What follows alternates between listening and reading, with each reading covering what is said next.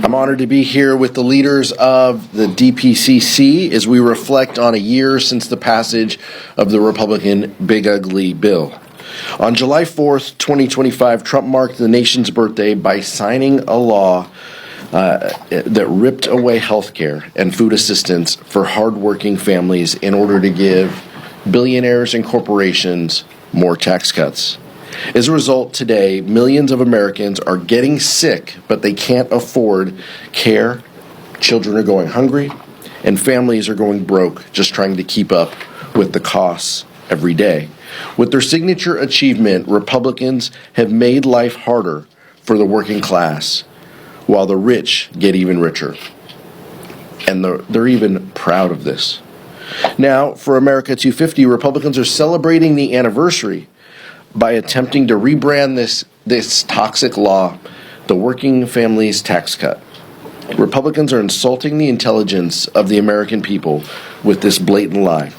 Americans are smart, and they know that their life has gotten harder and more expensive under Republican leadership. But rather than defending the bill, they just want to change the name. And I know families won't forget that Republican members Rob Bresnahan, Juan Ciscomani, Gabe Evans, Mike Lawler, Ryan McKenzie, Marianna Miller-Meeks, Zach Nunn, Derek Van Orden, and David Valadeo decided that Americans, groceries and doctor visits matter less than someone with a net worth of $50 billion. Imagine what we could accomplish together if Republicans made the wealthiest in our country pay their fair share.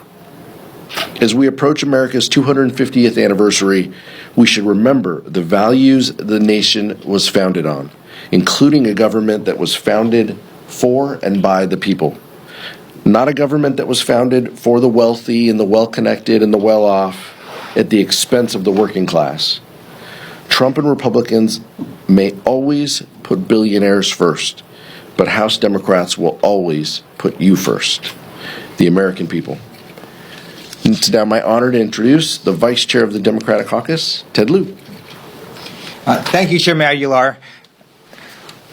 Today is the 250th, this year is a celebration of the 250th anniversary of our amazing country. It is a glorious country, and one of the reasons that we have such an amazing country is our ability to evolve and to become a better place. So 250 years ago, I could not have been a citizen of the United States. I was not born in the U.S., but because of laws that Congress passed, my parents were able to come here, immigrate legally, and then I was able to become naturalized. 250 years ago, Lauren Underwood and Lori Trahan and Debbie Dingell could not have voted. But because of a constitutional amendment and the people of America, women's suffrage happened. And then today, we learned from the Supreme Court that one thing did and still holds true, that if you are born in the United States, you are a citizen of the U.S., and I'm relieved and very happy that the Supreme Court ruled in favor of birthright citizenship today. And that is what makes America great. We continue to be the best in the world because of the diversity of our country. Inflation is up, gas prices are up, grocery prices are up, and what are Trump and Republicans focused on? A giant arch to honor Donald Trump. Putting Donald Trump's face on U.S. passports. Putting Donald Trump's face on a $250 bill. Putting Donald Trump's name on airports. Putting Donald Trump's name on federal buildings. This is not what the American people want, nor what the president promised. So we ask Trump and Republicans to focus on reducing costs. That's the number one issue facing America, and stop putting Trump all over Washington, D.C. And now it's my honor to introduce Debbie Dingell, their terrific chair of the Democratic Policy and Communications Committee. And she's going to tell you about the great work we're doing in terms of messaging the American people about what Democrats would do if we were to change the makeup of Congress. Well, good morning, everybody. I want to make it, today is a birthday. I'm very proud of our 250th birthday of this country. And everybody should go back and read the Declaration of Independence and remind ourselves what they fought for and what we're still fighting for today. So I'm proud of our birthday, and I'm not letting the American people own this birthday. But today, the Republicans are, I would never use the word celebrate, but it is the anniversary of the day that President Trump signed, and I will not call it what he signed. I don't think the American people think it was one big blank bill. I have called it one big shitty bill. I have called it one big bad bill. I've used a lot of other expletive deletives, and everybody asked me to behave today. So I'll try to behave. I'm going to tell you the truth, though, because 1 year later, working families, this wasn't working families haven't felt any kind of benefit. And if you got out of the bubble of the White House or the mall, you would know what's really happening to working families. They're living with the consequences. Just this weekend, I heard from people everywhere about the cost of gas, about the cost of housing. I went in the grocery store, and the stories, a mother came up to me, and she's a single mother, and her child's got asthma, and she can't afford the inhaler because she couldn't afford the Affordable Care bill this last year. And Medicaid's being cut, which is also the only source for many families and children, and it's the largest payer of long-term care in this country. People are worried. Parents are worried about whether they can afford health care for their family. Seniors are worried about whether they can get their medicine. And I was with a woman last week whose husband has Alzheimer's, is close to dying. And she looked at me and said, who's going to take care of me? Where is the money going to come from? You know, and people are also, those are the stories that just get me. And people are asking whether the hospitals that they've relied on will still be there when they need it. Michigan has closed 10 lines since this bill passed. Hospitals are disappearing in rural America. So I'm going to say their fears are real because of this bill. President Trump and Republicans chose to finance massive tax breaks for the wealthiest Americans by taking health care and food assistance away from millions of people. And I just want to remind people, we couldn't come back and deal with the Affordable Care. How long were we out? But we had to come back during 4th of July week to make sure those billionaires got their tax cuts that didn't even expire to the end of the year. This bill included the largest cuts to health care and food assistance in our nation's history, all while delivering more than $1 trillion in tax cuts to the top 1%. We got new figures yesterday. Over 8 million Americans have already lost their health coverage. You know what they've lost in food assistance. And as I keep saying, rural hospitals, nursing homes, community health providers are facing impossible financial pressures. And while families are paying more for their health care, their groceries, and energy, wasn't it nice that the president said the housing bill that was actually passed by a bipartisan group, he called it a yawn yesterday. My people at home don't call it a yawn. They're scared. Young people cannot find housing they can afford. The grief on their side is insatiable. So the message here is, if the big ugly bill said, if you're wealthy and well-connected, you'll be taken care of, that's not a yawn. If you're a working family trying to meet ends meet, who cares? You're on your own. So we're going to keep fighting to protect Medicaid. When we get back to fight, protect Medicaid, strengthen access, get people uninsured, insured again, lower prescription drug costs, defend rural hospitals, and help get young children and families struggling who are working that just can't afford their food. And with that, I'm going to turn it over to my colleague and one of the co-chairs of DPPC, Maxwell Frost, who is in touch with many. Yeah. Thank you. It's an honor to be in touch with the many, and it's an honor to be here. Look, I just got to say, you know your bill is bad and unpopular when on the year anniversary, when you're supposed to be celebrating it, you're changing the name of it. And I think the other thing that's so important is not only you changing the name of it, but the original name you gave it literally has the word beautiful in it. You put the word beautiful in it. And a year out, it's so unpopular that you have to change the name. They're calling it the Working Families Tax Cut. We looked into the record. I wanted to make sure, did I ever vote on the Working Families Tax Cut Act? Because it sounds good, but we never voted on such a thing. We voted on the Big Beautiful Bill, the so-called Big Beautiful Bill. I like to say the name because they don't want us to say it. It's a bill that was beautiful for billionaires and mega corporations because it cut our health care. It took away resources from working people, from young people, from seniors, and it gave it to the richest people in this country. And it's not surprising because this is what Donald Trump has done his entire life. And so, of course, his first big legislative accomplishment coming into office again was to do the same thing. Figure out how can I take resources from working people, from working families, and give it to people like me, give it to billionaires, give it to mega corporation. It's the same old story. The rich getting richer, the poor getting poorer, and everyone else in between doesn't have anything. The problem in this country is simple. Everything is too expensive and nobody has any money. People want us to focus on the issues right in front of them. And I think a year out from this bill being passed, people are losing health care. Housing is too expensive. And most of the benefits from it go to the people who already have loads and loads of money. What people want is simple. And I encourage my Republican colleagues to go out and knock doors in their neighborhood. Because when I knock doors, I hear about very simple things. People want a home that they can afford, lower rents. They want to make sure that they can have a place to call home. Donald Trump is refusing to sign one of the only things this Congress has actually done, which is move forward a bipartisan piece of legislation on housing. And he doesn't want to make your housing cheaper because he wants to make it harder for you to vote. And so he's refusing to sign the bill. People want health care that they can rely on. Healthcare that they can actually afford without these crazy costs.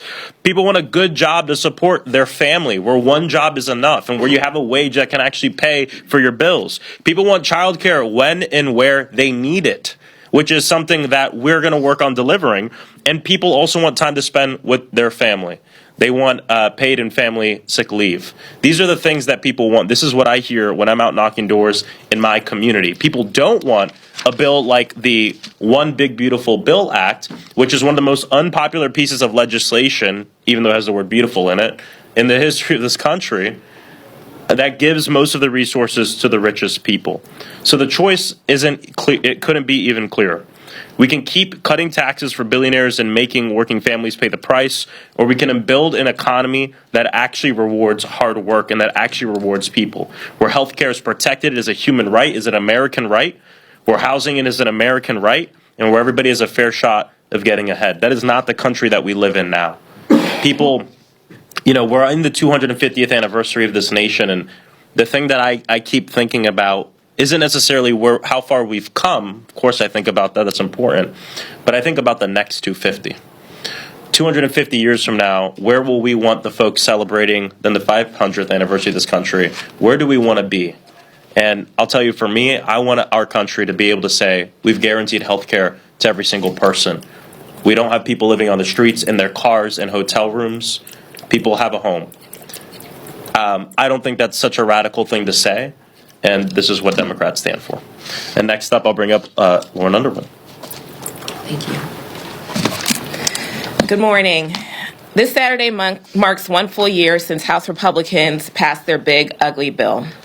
And I emphasize the word ugly because 1 year later, it's been just that, especially for Americans' health care. As a nurse and someone who's dedicated my life and career to expanding and protecting families' access to quality care, it has been horrifying to watch all of this unfold. The big ugly bill is the largest health care cut in American history. 1 year ago, they ripped $1 trillion of federal funding out of our healthcare system to line the pockets of all those guys that were in the front row of Donald Trump's inauguration. When you combine those cuts with the impact of Republicans' refusal to extend the extremely popular Affordable Care Act tax credits at the end of last year, it really is no wonder why we have this disaster that we all can see today. The suffering that this legislation has already brought about is almost unbelievable.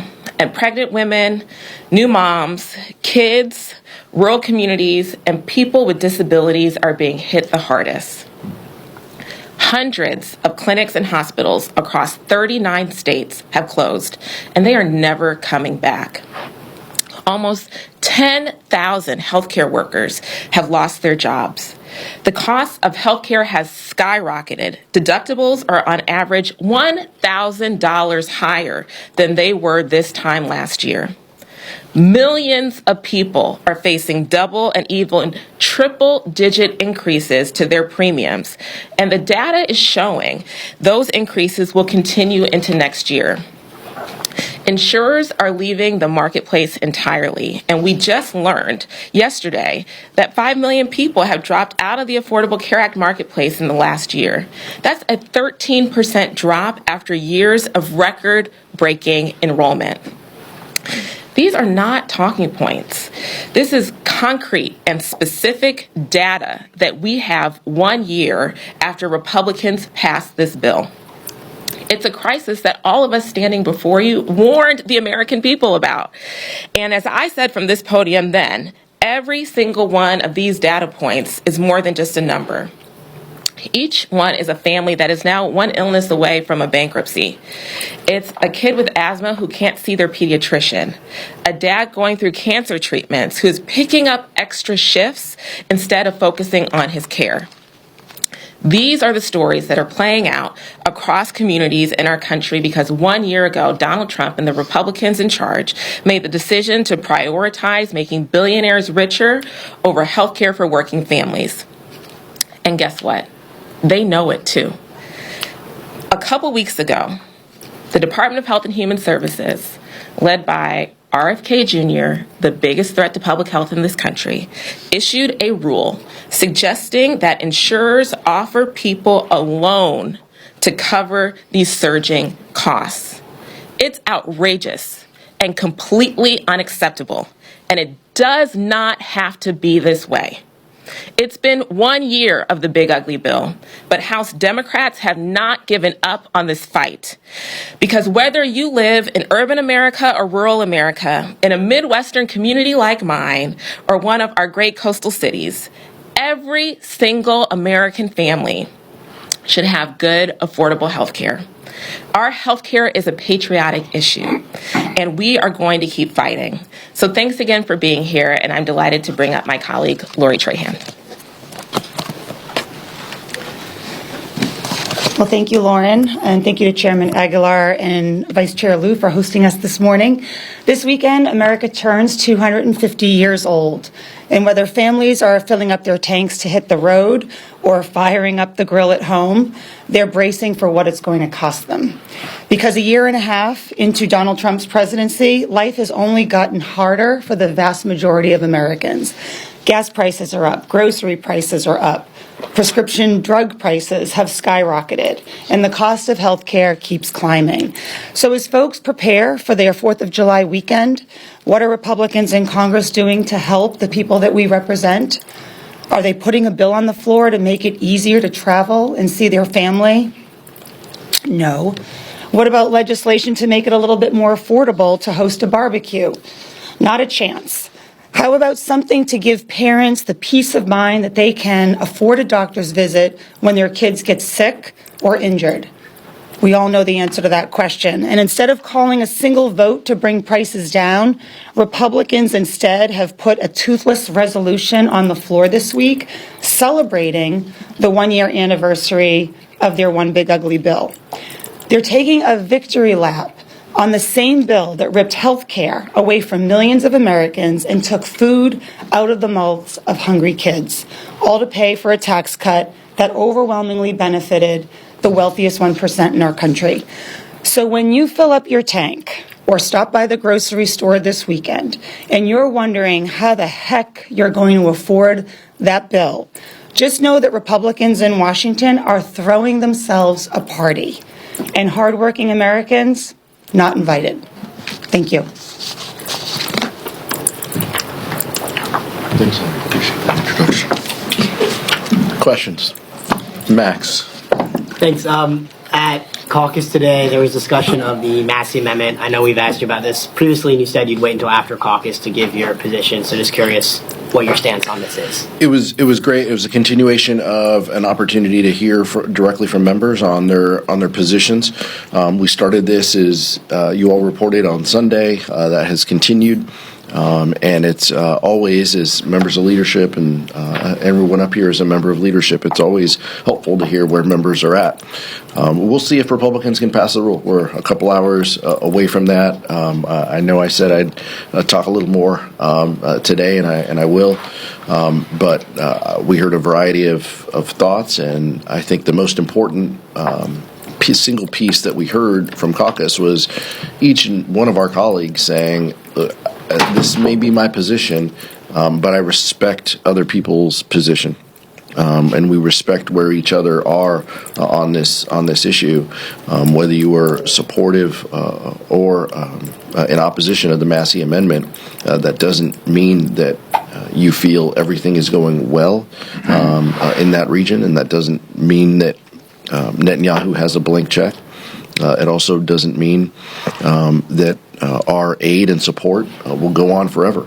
And so we continue to work through that, and we'll have more to say. I think the members of the leadership team will have more to say if Republicans can get the rule off the floor.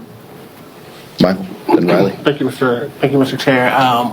I know you all said that this was a very respectful conversation and everyone kind of respected everyone's position, but this is a very, it's really,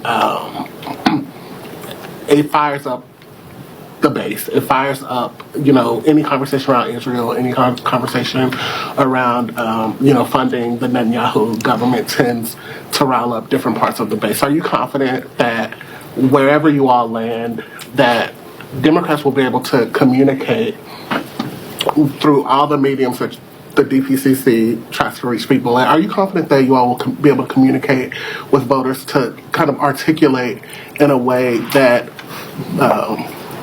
allows them to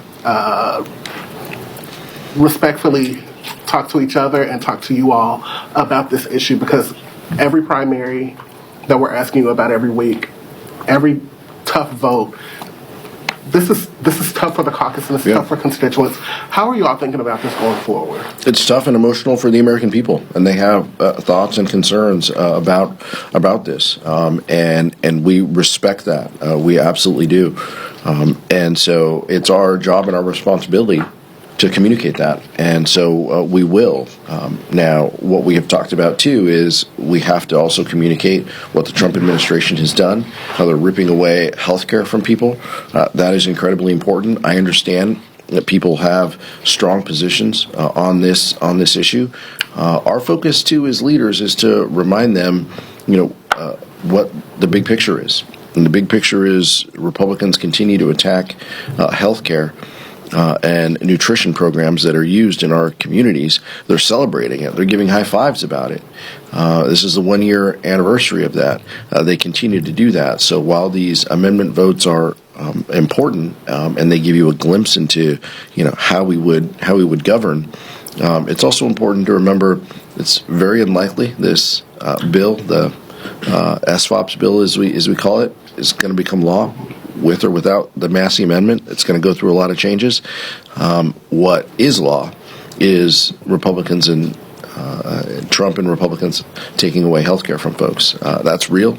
It's felt by folks. And so we'll do everything we can to remind people.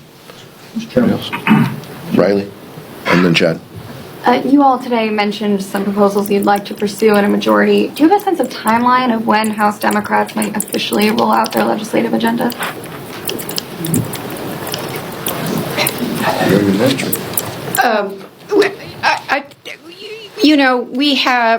We are making sure that every member of the caucus has had input, been talked to.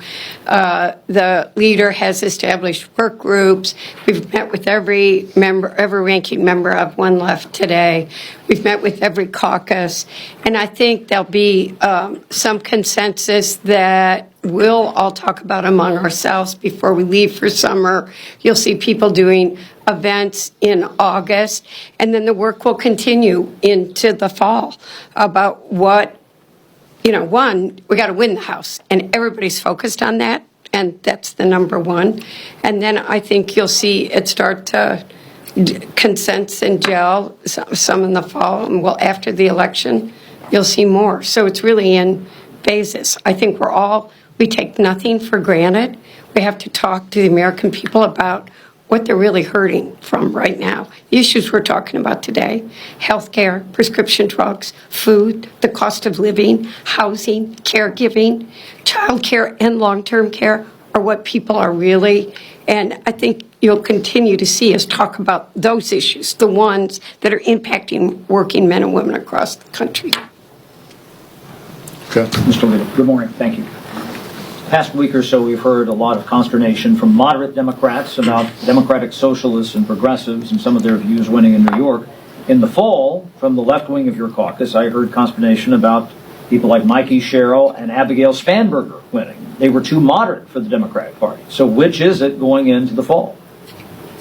This is a Big Tent Democratic Party. Going into the fall, there is room for you, no matter where you are. Maybe not you, Chad, but aren't there clashes? But aren't there clashes because you have two different wings that see this so diametrically opposed? No, every person in that tent from these corners that you're talking about, every single one of them wants to hold the Trump administration accountable. Every single one of them wants to deliver help and support and health care and restore the nutrition cuts that this Republican majority has taken away from folks. Every single one of them is going to fight to protect reproductive care and ensure that we're doing everything we can to deliver housing support and elder care and child care, lower the cost of utilities.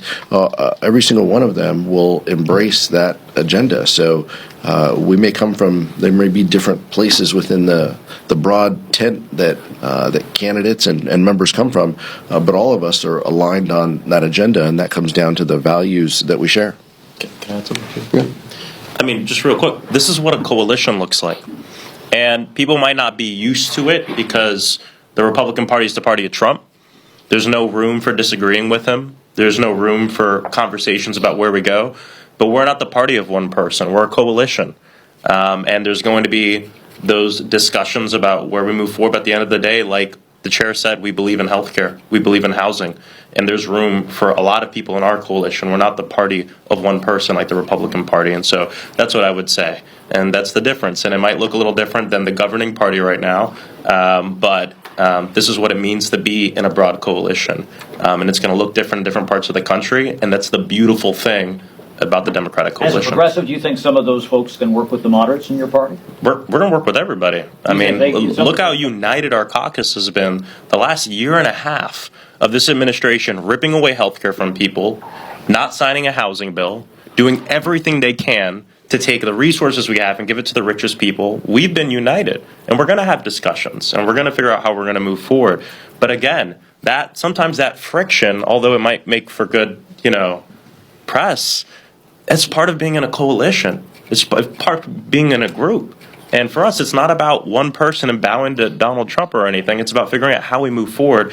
And that's the reason I'm proud to be a Democrat as a progressive. That's why I'm proud to be a Democrat, is because we get to have that discussion moving forward. It doesn't exist on the other side right now, which is a shame. But it exists on our side, and that's the difference. Coalitions, not cults. Nick? As we sit here, Congressman Tom Kean is giving a speech on the House floor explaining his absence. How would a future Democratic caucus majority handle a prolonged absence? We don't know what he said, and I want to understand what he's saying. But it's clear members come to this job, and they are responsible and they are beholden to their constituents. The fact that somebody hasn't shared with their constituents why they skip work for 4 months is between him and his constituents. But we've got some thoughts on it. It's not how I would do things, but that's between him and his constituents, and they may have an opportunity to